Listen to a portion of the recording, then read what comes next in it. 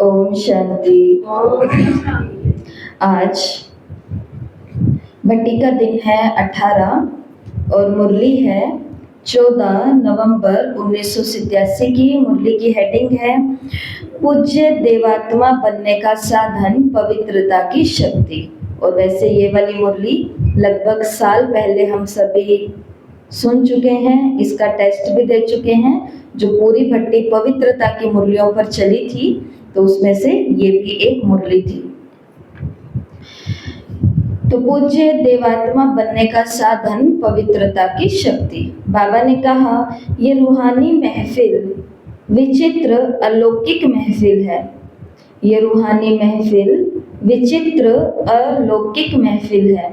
ये रूहानी आकर्षण के आगे माया के अनेक प्रकार की आकर्षण तुच्छ लगती है, असार अनुभव होती है। बाबा ने कहा ये रूहानी आकर्षण सदा के लिए वर्तमान और भविष्य अनेक जन्मों के लिए हर्षित बनाने वाली है। और तीसरी बात, अनेक प्रकार के दुख अशांति की लहरों से किनारा कराने वाली है। तो देखो, महसूस करो कि हम जिस महफिल में बैठे हैं, क्षमा और परवानों की महफिल है, बाप और बच्चों की ये महफिल है। तो ये महफिल कैसी है? विचित्र अलौकिक महफिल है। और इस महफिल से क्या क्या हमें प्राप्ति होती है यहाँ आने से? एक तो माया के जो अनेक प्रकार के आकर्षण हैं वो हमें तुच्छ लगने लगते हैं कि जो अभी ये जो मुझे मिल रहा है इसके आगे दुनिया की कोई भी वस्तु, जैसे मुरली है, मुरली के आगे कौन सी चीज है संसार की कीमती लगती है? जब हम मधुबन में बाबा के द्वारा मानो हिस्ट्री हॉल में हम ये मुरली सुन रहे होते तो कैसा लगता, या अभी भी कैसा लगता है? तो पहली बात है कि इस अलौकिक और विचित्र महफिल में आने से माया के अनेक प्रकार की जो आकर्षण है वो तुच्छ और असार अनुभव होती है। दूसरा, इस रूहानी महफिल से हमारा वर्तमान और भविष्य अनेक जन्मों के लिए हर्षित बन जाता है। तीसरा, इस रूहानी महफिल से दुख अशांति की लहरों से किनारा कराने वाली ये महफिल है। तो दुख अशांति से किनारा, वर्तमान और भविष्य हर्षित, और आकर्षण माया के वो तुच्छ और असार लगते हैं। ये तीनों कब होते हैं? जब हम परवाने रूहानी क्षमा की इस महफिल में उमंग उत्साह के पंखों से उड़ते उड़ते आते हैं। आगे बाबा ने मुरली में कहा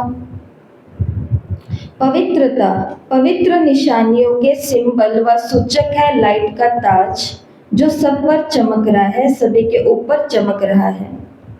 संगम युगी ब्राह्मण जीवन की विशेषता है पवित्रता की निशानी। बाबा ने कहा पवित्रता नहीं तो ब्राह्मण जीवन भी नहीं। उड़ती कला की तरफ सहज ले जाने वाली है ये पवित्रता की प्राप्तियां। बाबा ने कहा जैसे कर्मों की गति बहुत गहन गाई हुई है, ऐसे पवित्रता की परिभाषा भी बहुत गहन है। तो सारे दिन में चेक करो, किसी भी समय दुख व अशांति की लहर अनुभव होती है? पूरा दिन में दुख और अशांति की लहर अनुभव होती है? बाबा ने कहा अगर होती है तो उसका बीज क्या है? अपवित्रता। क्योंकि पवित्रता तो सुख शांति की जननी है। तो जहाँ पवित्रता होगी वहाँ सुख और शांति है। और बाबा ने कहा अगर किसी भी प्रकार की अपवित्रता है तो वो दुख और अशांति का अनुभव कराती है। इसलिए हम पूरा दिन में चेक करेंगे, जैसे कि बाबा ने कहा कि जब जब हमको दुख महसूस हो रहा है, चाहे अपने विकारों के कारण, चाहे व्यक्तियों के कारण, चाहे माहौल के कारण, या अशांति है, तो उसका बीज है अपवित्रता।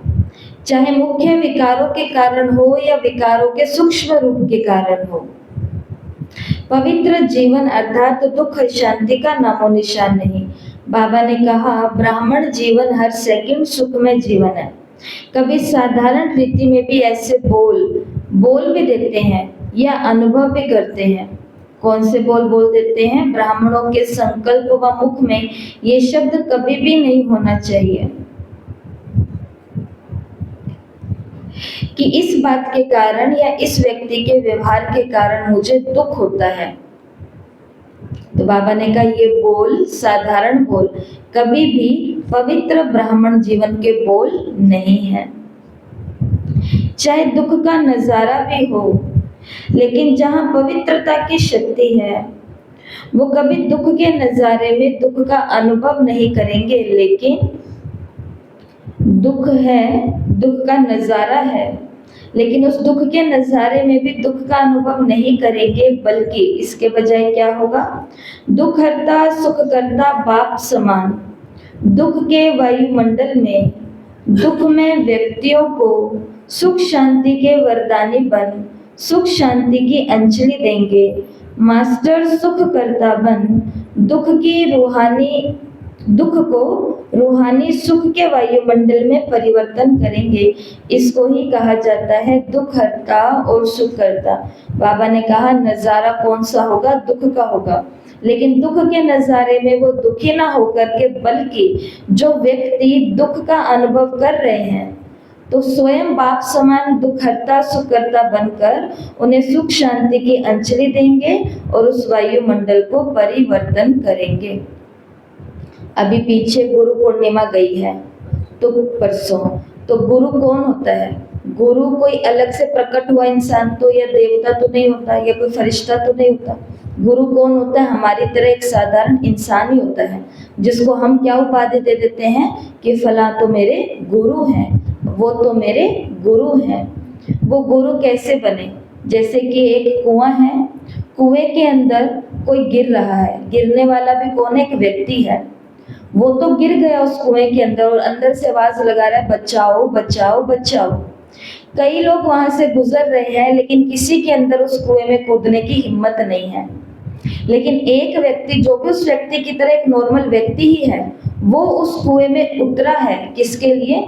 उसको बचाने के लिए।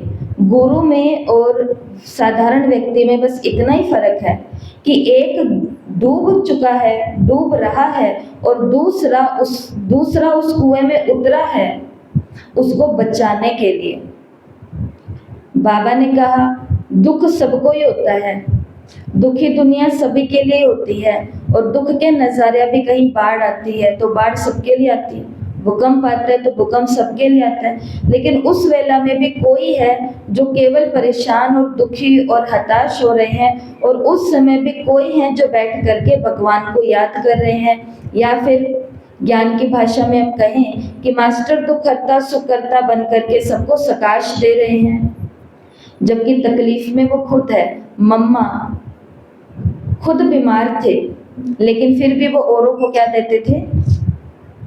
सहयोग, सकाश देते थे, ज्ञान सुनाते थे, योग सिखाते थे, यज्ञ को आगे चलाना कैसे है वो समझाते थे, लोगों का क्या क्या सफल कराना है वो यज्ञ में उनको बाबा के आगे करवाते थे।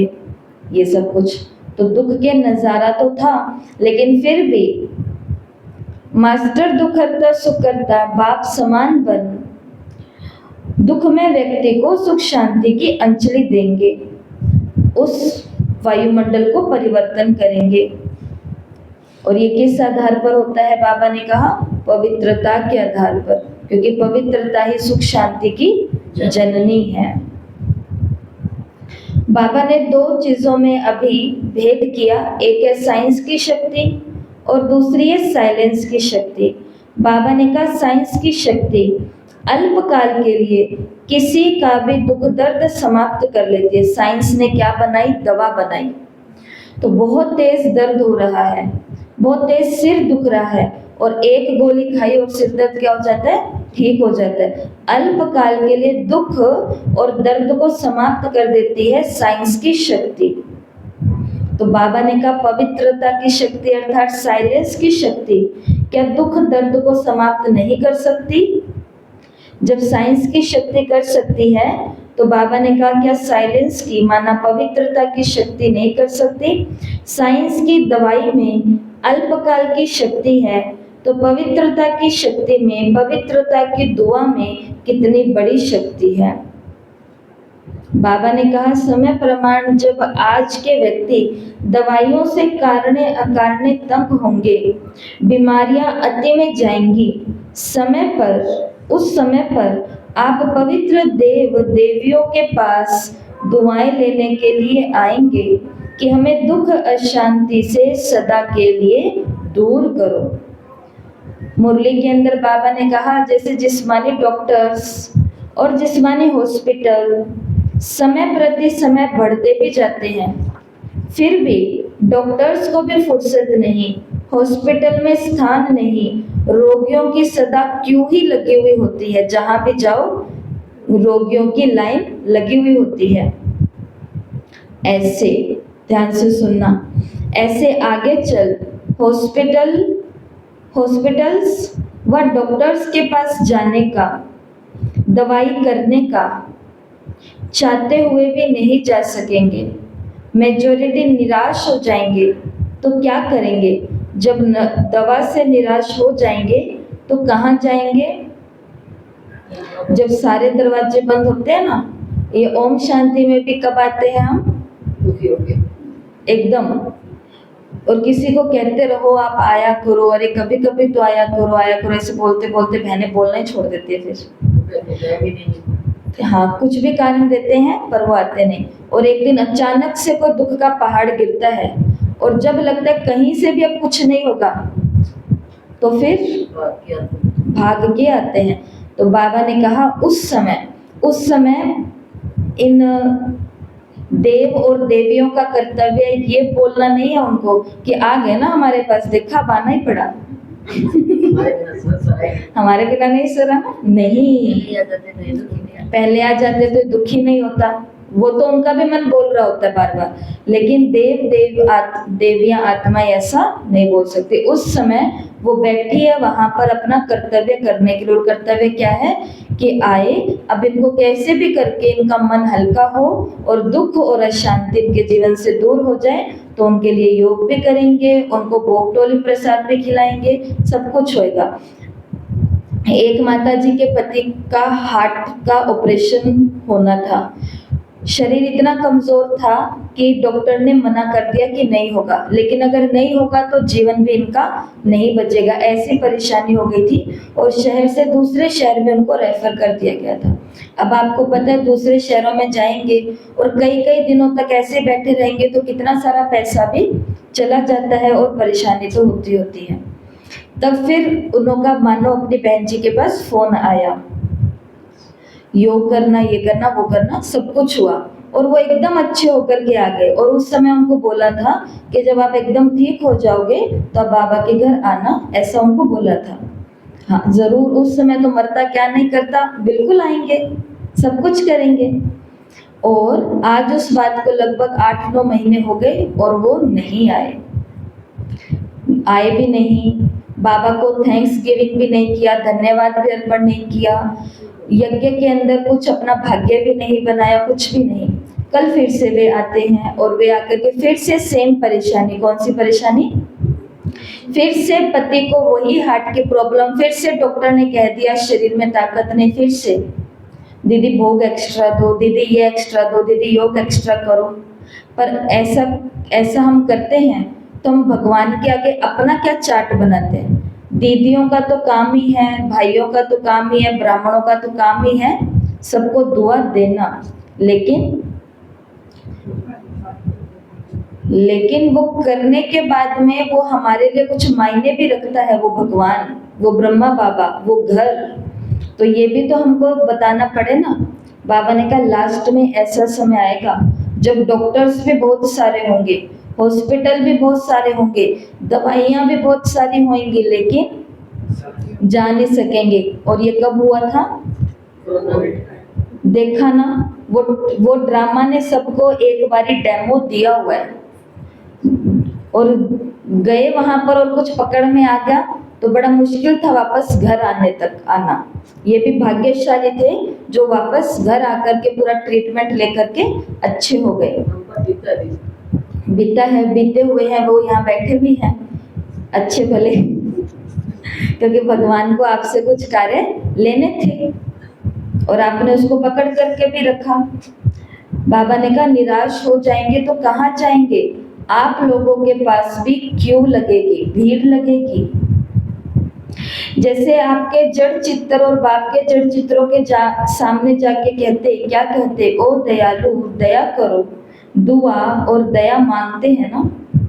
ऐसे आप चैतन्य पवित्र पूज्य आत्माओं के पास, ओ पवित्र देवियों, ओ पवित्र देव, हमारे ऊपर दया करो, ये मांगने के लिए आएंगे। मुरलियों में क्या है, भविष्यवाणियां हैं।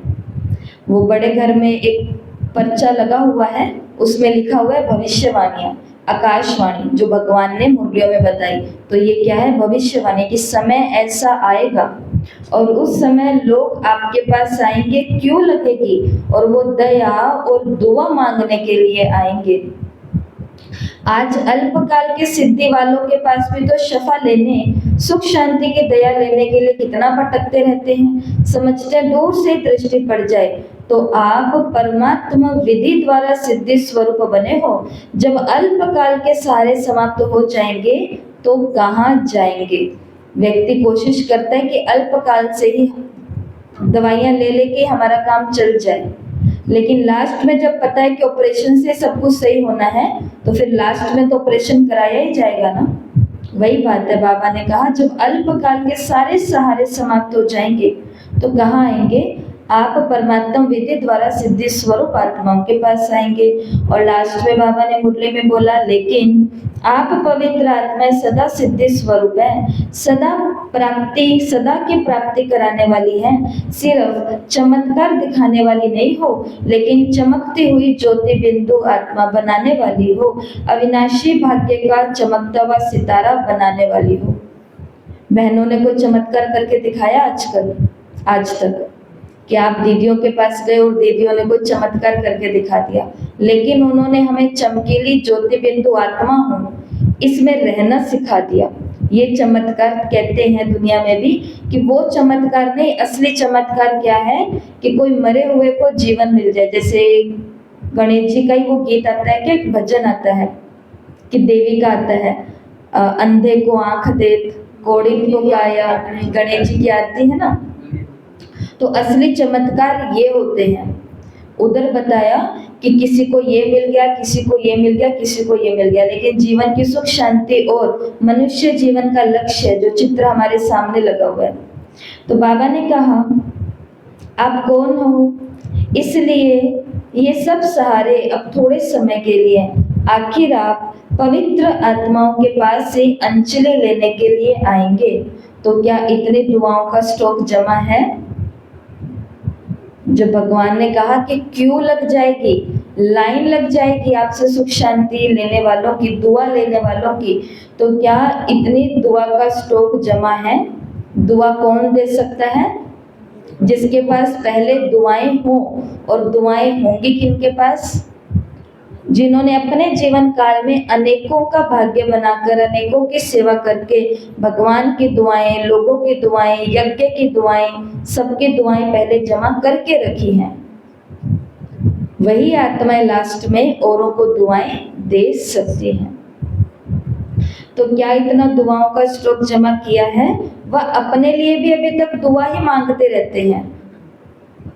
अभी तक भी हम अपने लिए ही दुआएं मांग रहे हैं कि मैं इससे बाहर निकल जाऊं, मैं इससे बाहर निकल जाऊं, मैं यहाँ से ठीक हो जाऊं, मैं वहां से ठीक हो जाऊं। ये तो बाबा से हमारी पर्सनल बातें हैं, वो बात अलग है। लेकिन फिर भी बाबा ने कहा आप देने वाले हो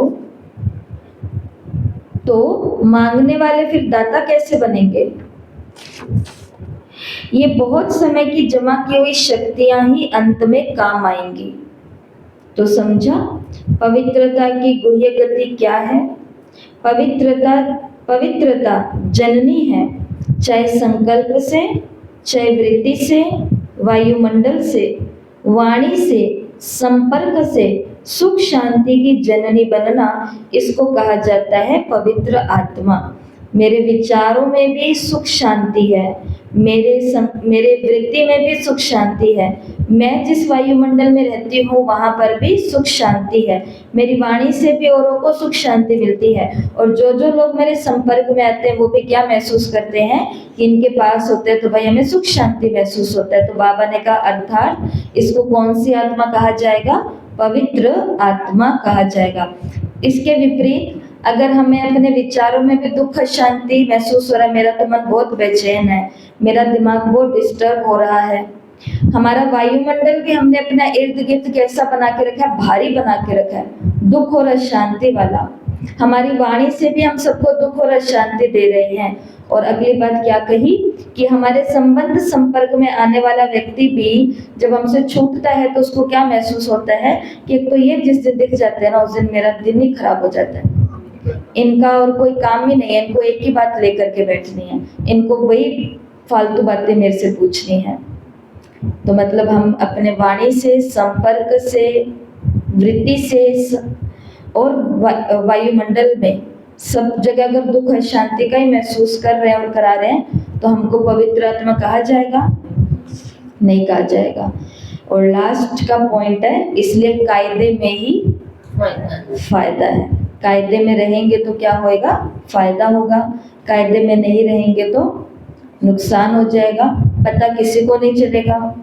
क्या कहा उस दिन बाबा ने कि आप जो मुझे नहीं सुनाते, मैं वो बातें भी सुन लेता हूँ, तो इधर तो किसी को पता नहीं चलेगा, लेकिन उससे कुछ छिपेगा नहीं। ये बात भी 100% सही है। ठीक है। बाबा ने कहा मुझे हर पत्ते का पता है, हर एक पत्ते का मुझे पता है। तो ये आज की मुरली है। पूज्य आत्मा जो बनने वाली है तो उसके लिए कौन सी मुख्य शक्ति चाहिए? और वो है पवित्रता की शक्ति। क्या याद रखेंगे इस मुरली से? आज की इस मुरली से क्या याद रखेंगे? ये कौन सी महफिल है? ये विचित्र और अलौकिक महफिल है। ये रूहानी महफिल विचित्र और अलौकिक महफिल है। इस महफिल में कौन कौन मिल रहे हैं? रूहानी परवाने रूहानी क्षमा से मिल रहे हैं। और इस महफिल में आने से, माना बाबा का बच्चा ब्राह्मण बच्चा बनने से कौन से 3 फायदे बाबा ने आज की मुरली में बताए? एक तो माया की आकर्षणें हमें तुच्छ लगने लगेंगी और असार लगने लगेंगी। दूसरा, वर्तमान और भविष्य हमारा हर्षित बन जाएगा, आज भी खुश कल भी खुश। और तीसरा, दुख और अशांति से किनारा हो जाएगा। इस महफिल में जो बैठेगा उसी को ये 3 फायदे होंगे। फिर आगे मुरली के अंदर बाबा ने कहा जैसे कर्मों की गति गुह्य है, वैसे पवित्रता की परिभाषा भी गुह्य है। पवित्रता सुख शांति की जननी है। तो सारे दिन में अगर आपको कहीं पर दुख और अशांति की महसूसता हो रही है तो चेक करो पीछे जाकर के अपने मन में कि मेरे मन के अंदर पहले कोई अपवित्रता आई है। जैसे आज की साकार मुरली में बाबा ने क्या कहा कि मैं आशा नहीं रखता कि मेरी कोई बच्चा सेवा करेगा। क्यों? क्योंकि मैं बूढ़ा ही नहीं होता। इधर हमें दुख क्यों महसूस होता है? क्योंकि मन में जिस दिन बच्चा पैदा हुआ था उस दिन से एक गीत बज रहा है साइड में। कौन सा गीत? कल को एक बारी बस ये पढ़ लिख ले, एक बारी बस ये नौकरी लग जाए, बस एक बार इसकी शादी, इसका परिवार बच जाए, एक बार इसके 1-2 खाते खुल जाए, तो फिर क्या? फिर बस कल को इनको ही मेरा करना है। और आपने जो उसके साथ किया, मतलब हमने जो एक दूसरे के साथ किया कि उनको एक नए जीवन में भेजा, नई जिम्मेवारियों में भेजा, हमने भेजा ना। खुद ही रिश्ता लाए, खुद ही बांधा, खुद ही ढोल धमाके से लाए भेजा, जो भी किया। जब उनके आगे 3-4 आत्माएं और जुड़ गई, वो जब बालक पैदा हुआ था तब आप अकेले थे उसके पास, तो वो कर भी देता कुछ। लेकिन वो बालक बड़ा होते होते हमने ही 4 लोगों को उसके साथ बांध दिया, जिम्मेवारी बढ़ी। और फिर अब हम क्या अंदर में वही बचपन वाला गीत चला रहे हैं, कल को। दुखी कौन होएगा? हम ही होंगे। कारण किसको बनाएंगे? उस व्यक्ति को। बाबा ने कहा वो व्यक्ति कारण नहीं है। आपके मन में अपनी खुशी के लिए दूसरे पर जो डिपेंड होने की अपवित्रता आई थी, वो अपवित्रता आपको दुखी कर रही है। इसके लिए उसकी जगह कौन सा गीत बजाओ? आप नया गीत डाउनलोड करो, मेरा तो एक शिव बाबा दूसरा न कोई। और वैसे भी देखो कौन नहीं हो पाता किसी का भी सिवाय भगवान के, कोई हमारी मदद नहीं कर पाता। बाकी भगवान अपने आप ही सबको क्या खड़ा कर देगा? सहयोगी बना के। जैसे दादियां थी, दादियों का कौन था? उनका ना बेटा था, ना बेटे का बेटा था, ना बेटी थी, ना बेटी की बेटी थी, कोई भी नहीं था। लेकिन फिर भी इतने सारे पोते, इतने सारे बेटे, इतनी सारी पोतियां, इतनी सारी बेटियां, सब दादियों के लिए कोविड था उस समय भी। और सब कैसे कैसे आए, जब 2 दादियों ने लगभग शरीर छोड़ा एक साथ ही। तो ये बातें होती है। तो पवित्र आत्मा हो, और क्या कहा मुरली के अंदर? वायुमंडल, और इन सब में चेक करो कि दुख शांति बन रही है मेरे कारण, तो इसका मतलब मैं पवित्र आत्मा नहीं हूँ। सुख शांति की महसूसता होनी चाहिए। और हम कौन हैं? बाबा ने कहा जब हॉस्पिटल, गोलियां, डॉक्टर्स सब कुछ होते हुए भी कुछ सहारे नहीं मिल पाएंगे साइंस के, कहीं से भी कुछ हलपाल। बाबा ने 2 सत्ताओं को याद किया, एक तो साइंस को याद किया, डॉक्टर, गोली, हॉस्पिटल को, और दूसरा किसको याद किया? रिद्धि सिद्धि वालों को याद किया। अभी लोग सुखी होने के लिए या तो डॉक्टर के पास जाएंगे, या फिर कुछ कराने के लिए किसके पास जाएंगे? रिद्धि सिद्धि वालों के पास जाएंगे। हमारा ये हो गया, कुछ कर दो, हमारा ये हो गया, कुछ कर दो। बाबा ने कहा जब ये दोनों चीजें नहीं हो पाएंगी, तब किसके पास आएंगे? आप देव देवियों के पास आएंगे, और आकर के क्या कहेंगे? ओ दयालु, दया करो। फिर बाबा ने कहा जो औरों को दुआ और दया देने वाले हैं, वो खुद मांगने वाले होंगे, तो औरों को कैसे देंगे? इसलिए आज के मुरली से बस एक ही पॉइंट याद रखना, और वो कौन सा है? कि अभी वर्तमान में अपनी सभी शक्तियों से खुद का स्टॉक जमा करना है, और स्टॉक जिसने जमा किया वही लास्ट में सबको दुआ और दया दे सकेंगे। इसलिए वर्तमान को अच्छा बनाना है, भविष्य की चिंता नहीं करनी। ओम शांति। होमवर्क सेम है, 20 पॉइंट सभी को लिखने हैं, ग्रुप में भेजने। सभी 1 मिनट के लिए साइलेंस में बैठेंगे।